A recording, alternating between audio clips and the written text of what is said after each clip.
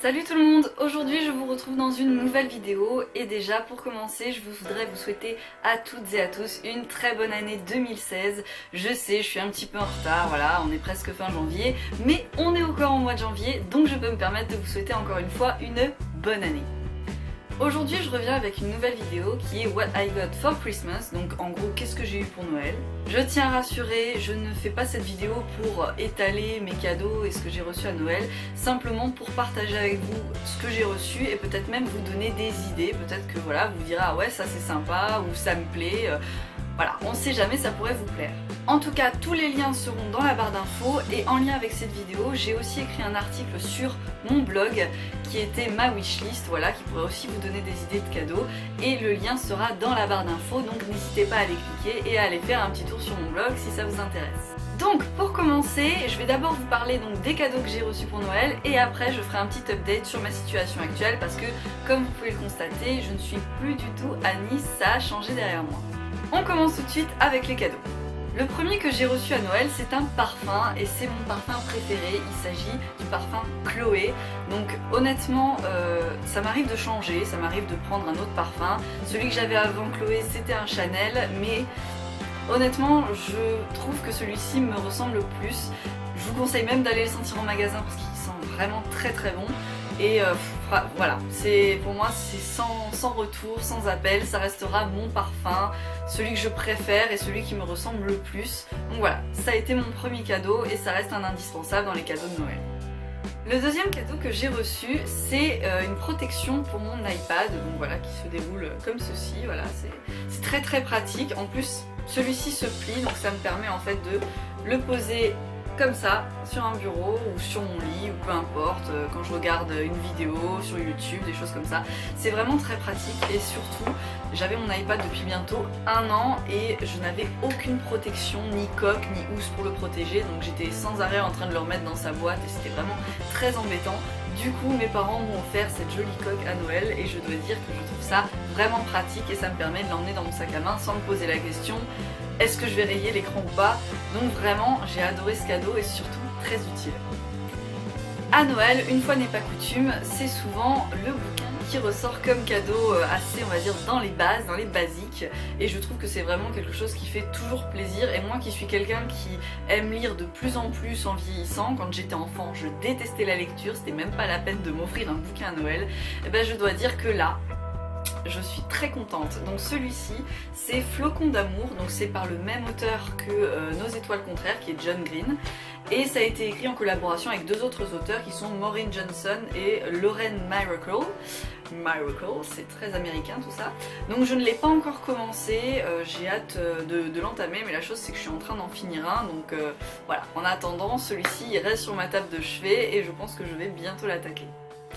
Dans les 2 derniers cadeaux que j'ai reçus à Noël, je dois dire qu'il y en a un, ça a été une surprise et l'autre, ça a été une grosse surprise. Donc la première surprise, c'est ceci, donc c'est un portefeuille, hein, tout simplement.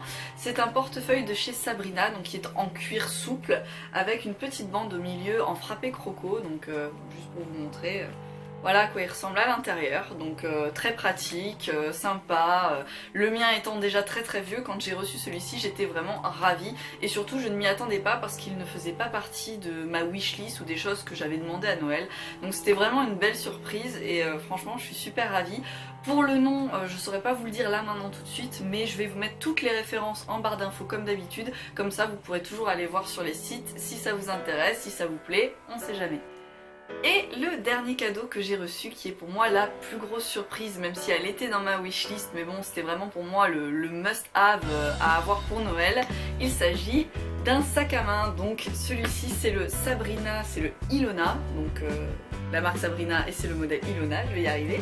Donc celui-ci, ce que j'aimais bien, c'était que sur les côtés en fait on peut remonter avec une petite fermeture éclair pour le rendre plus petit, plus étroit, ou bien les garder ouverts, c'est ce que je fais en général, pour lui donner une forme un petit peu plus voilà, évasée, et j'aime beaucoup. C'est vraiment pour moi la taille parfaite. Pour le coloris, c'est le graphite et ça faisait déjà des mois et des mois que je louchais sur ce sac à main et que voilà, je me l'offrais pas parce que j'en avais pas forcément les moyens et voilà, l'occasion s'est jamais vraiment présentée. Du coup ça a été mon gros cadeau de Noël et je suis amoureuse déjà de ce sac à main. Donc je fais quelques petites infidélités à mon répéto. Donc oui, j'ai vraiment J'ai pas beaucoup de sacs à main, mais le peu de sacs à main que j'ai, ce sont des sacs à main de marque, parce que je trouve qu'un sac à main, on le traîne partout, on l'emmène partout avec nous, donc il faut vraiment que la qualité tienne le coup.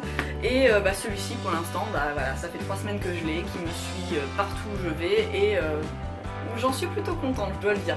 Donc voilà, ce joli Sabrina, ça a été vraiment le must-have de mon Noël. Donc voilà pour les cadeaux que j'ai reçus à Noël. N'hésitez pas à me dire en commentaire ce que vous avez reçu, je serais curieuse de le savoir.